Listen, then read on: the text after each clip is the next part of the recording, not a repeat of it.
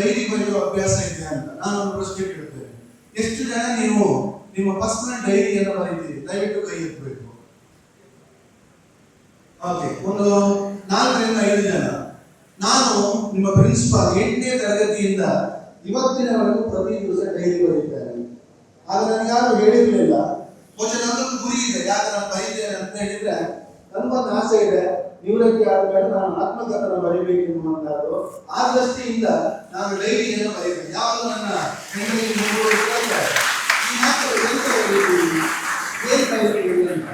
ಇತ್ತೀಚೆಗೆ ನಮ್ಮ ಮಗಳು ಹೇಳಿದ್ರು, PhD ಎಲ್ಲ ಮುಂದಾಯಿತು, ಪಾಪ ಇನ್ನು ಆತ್ಮಕಥನ ಬರೆಯಕ್ಕೆ ಶುರು ಮಾಡಿ, ಮತ್ತೆ ತುಂಬಾ ಲೇಟ್ ಆದ್ರೆ ನಿಮಗೆ ನಿಂತು ಹೋಗ್ಬೋದು ಅಂತ ತಮಾಷೆಯಾಗಿ ಹೇಳಿರ್ಬೋದು. ಆದ್ರೆ ಇವತ್ತಿಗೂ ನಮ್ಗೆ ಸೀರಿಯಸ್ನೆಸ್ ಇದೆ. ಪ್ರತಿ ದಿವಸ ನನ್ನ ಮಕ್ಕಳ 8ನೇ ಕ್ಲಾಸಿನಿಂದ ಇವತ್ತಿನವರೆಗೂ ಡೈರಿ ಬರೆದಿದ್ದೇನೆ. ಆ ಡೈರಿಗಳನ್ನ ನನ್ನ ತಂದೆ ಫಸ್ಟ್ ಟೈಮ್ ನನಗೆ ತೆಗೆಸಿಕೊಟ್ಟಂತ ಸೂಟ್ ಕೇಸ್ನಲ್ಲಿ ತುಂಬಿಸಿ ಇಟ್ಟಿದ್ದೇನೆ. ನಾನು M.Com ಮಾಡಲಿಕ್ಕೆ ಮಂಗಳೂರು ಯೂನಿವರ್ಸಿಟಿಗೆ ಹೋಗುವಾಗ ನನ್ನ ತಂದೆ ಒಂದು ಒಳ್ಳೆ ಸೂಟ್ ಕೇಸ್ ಅನ್ನು ತೆಗೆಸಿಕೊಟ್ಟಿದ್ರು. ಆ ಸೂಟ್ ಕೇಸ್ನಲ್ಲಿ ಎಲ್ಲ ನನ್ನ ಡೈರಿಗಳು ಇವತ್ತಿದ್ದಾವೆ. ಆ ಡೈರಿಗಳು ಮುಂದೊಂದು ದಿವಸ ನನಗೆ ಉಪಯೋಗಕ್ಕೆ ಬರ್ತವೆ ಎನ್ನುವಂತಹದ್ದು ನನ್ನ ಅನಿಸಿಕೆ. ಮೇಡಮ್ ಅದನ್ನ ನೆನಪಿಸಿದ ಕಾರಣ ನಾನು ನೆನಪಿಸ್ತಾ ಇದ್ದೇನೆ. ಇನ್ನೂ ಒಂದು ನೀವೆಲ್ಲ ಬರೆದಿಟ್ಕೊಳ್ಬೇಕು ಗುರಿ ಅಂತ. ನಾನು ಸಹ ಫಸ್ಟ್ PUC ಇರುವಾಗ ಕಾಮರ್ಸ್ ಟೀಚರ್ ಆಗ್ಬೇಕು ಅಂತ ಡಿಸೈಡ್ ಮಾಡಿದ್ದೆ. ನನ್ನ ಟೀಚರ್ಸ್ ಅನ್ನ ನೋಡುವ ಮೂಲಕ ಕಾಮರ್ಸ್ ಲೆಕ್ಚರರ್ ಆಗ್ಬೇಕು ಅಂತ ಒಂದು ಆಸೆ ಇತ್ತು. ಇವತ್ತು ನಾನು ಕಾಮರ್ಸ್ ಲೆಕ್ಚರರ್ ಆಗಿ ಕೆಲಸ ಮಾಡ್ತಾ ಇದ್ದೇನೆ.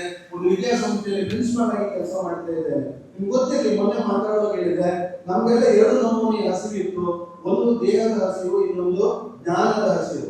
ಈ 2 ಹಸಿವುಗಳು ನಮ್ಮನ್ನ ಬಿಡದಂತ ಕಾರಣದಿಂದ ಇವತ್ತು ನಾವೆಲ್ಲ, ನಾನು ಅಥವಾ ನಮ್ಮ ಅಧ್ಯಾಪಕ ಬಳಗ ಇರ್ಬೋದು, RJ ನಯನ ಇರ್ಬೋದು, ಇವರೆಲ್ಲ ಇವತ್ತು ಈ ಸಮಾಜದಲ್ಲಿ ಮಟ್ಟದಲ್ಲಿ ಬಂದು ನಿಂತಿದ್ದಾರೆ ಅಂತ ಹೇಳಿದ್ರೆ 2 ಹಸಿವುಗಳು ಅವರನ್ನ ನಿಲ್ಲದ ಹಾಗೆ ಮಾಡಿದ್ರು. ನಿಮಗೂ ಸಹ ನಾನು ಇವತ್ತು ಹೇಳುವಂತದ್ದು, ಹೆಚ್ಚಿನ ವಿದ್ಯಾರ್ಥಿಗಳಿಗೆ ನಿಮಗೆ ದೇಹಕ್ಕೆ ಹಸಿವಿಲ್ಲ, ಊಟ ಮಾಡೋದಿಲ್ಲ, ನೀರು ಕುಡಿಯುವುದಿಲ್ಲ, ಯಾವುದೂ ಬೇಡ, ನಿಮಗೆ ಮೊಬೈಲ್ ಇದ್ರೆ ಸಾಕು. ಇನ್ನೊಂದು ಜ್ಞಾನದ ಹಸಿವಿಲ್ಲ. ನಿನ್ನೆ ನಾನು ಮಾತಾಡುವಾಗ ಹೇಳಿದೆ, ನಾಳೆ ಎಕ್ಸಾಮ್ ಅಂದ್ರೆ ಇವತ್ತು ರಾತ್ರಿ ನೀವು ಪ್ರಿಪೇರ್ ಮಾಡ್ತೀರಿ, ಅದಕ್ಕಿಂತ ಮುಂಚೆ ಯಾವುದನ್ನು ನೀವು ನೋಡೋದಿಲ್ಲ.